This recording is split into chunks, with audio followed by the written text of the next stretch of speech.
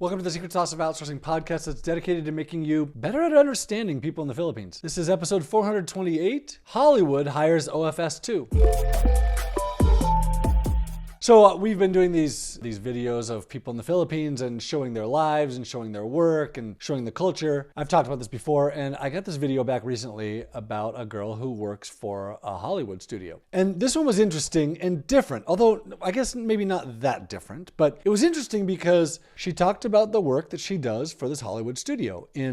She said she has these specific actors. This group that she works with has specific actors that they find roles for. And she has some names that you might recognize on her list of people she's looking for roles for. And she goes through like what she does for this Hollywood studio. And it's pretty cool to see, hey, look, this isn't just, the local person running an e-commerce store that's hiring people out of the Philippines. This is like big budget Hollywood. And even though when we think of Hollywood, we think of big budget and we think of these fantastic productions and these movie stars, there's all kinds of other stuff going on at the same time. And some of that other stuff going on is not huge, but it's still required for the production of these big films.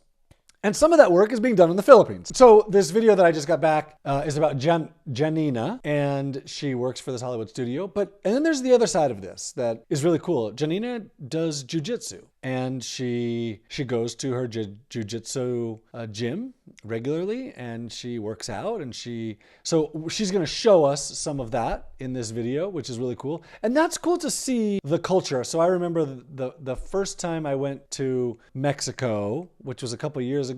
My wife's parents were serving as missionaries there, and we went to visit them. And the first morning I woke up, I went outside, there were people jogging. There were people going for a jog, so when I served as a missionary in Brazil, which has been 20-something years now, there was no exercising. Like people didn't go for a run.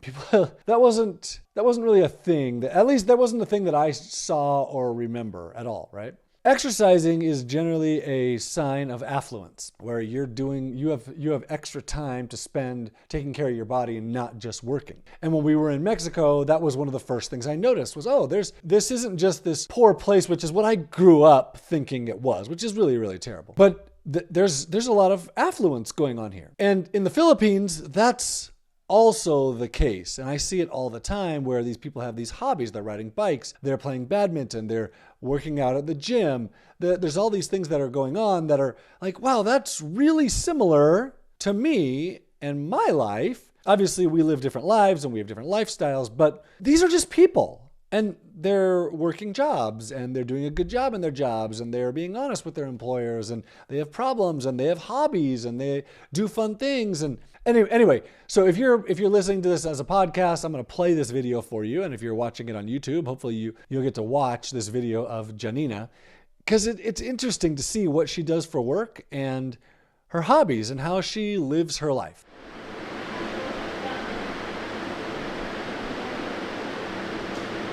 Hi, I'm Janina. I'm an online Filipino specialist. I work as an admin assistant in a talent management company based in Hollywood. So at around 5:30, I wake up, I wash my face, I brush my teeth, and then I get water. I turn on my laptop to start working. I work at 6 a.m. until 1 p.m. In Hollywood, Pacific time, it will be 3 p.m. soon. I work mid-shift, so that's 3 p.m. until 10 p.m. As a talent management company, we help actors get film and TV projects from audition until contract negotiations. The first thing I do is I check if there are urgent emails from actors or the managers or the casting offices. I've been working with them for more than a year now, so in a few months, I'll be 2 years. And then I go to this platform called Breakdown Express.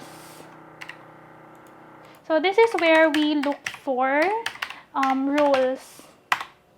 Part of our roster is Alice Amter. She actually played Raja's mom, or Mrs. Kutrapali, in Big Bang Theory. We also have Brad Benedict. He played Sheriff Jackson in the movie A Jazzman's Blues. And then after work, I usually do my home care physical therapy. I just found out recently that I have mild scoliosis. So this is due to bad posture. So right now, I am doing my best to correct it or at least not worsen it. So I have regular physical therapy twice a week. So it's 4 p.m. and my PT session has just finished. I always feel better after our session. Great news that I had is that my curve here, it already improved after a few sessions. So yay! And then my husband, he comes home around 5 p.m. We bond a little and then I prepare to go to Jiu-Jitsu. So this is the way to the BJJ class. We're here now at the Jiu-Jitsu gym. This is Abby, my training partner for the day. She's also my sister.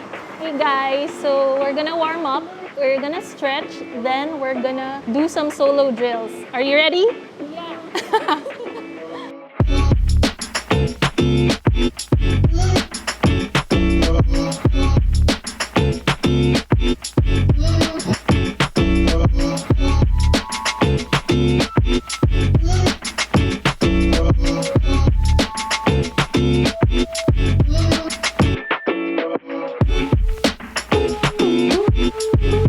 So the session is over. It was very fun. We did some takedowns, submissions, and also passings. How does this affect your scoliosis? Actually, in my 6 months of training, there was no negative effect. Thank you onlinejobs.ph for helping me find the employer that I have now. I'm so happy because it's in the same industry as my interests. You know that I love movies, I love TV shows. And aside from that, I am empowered economically. I get to travel a lot these days. So thank you so much. I'm so grateful.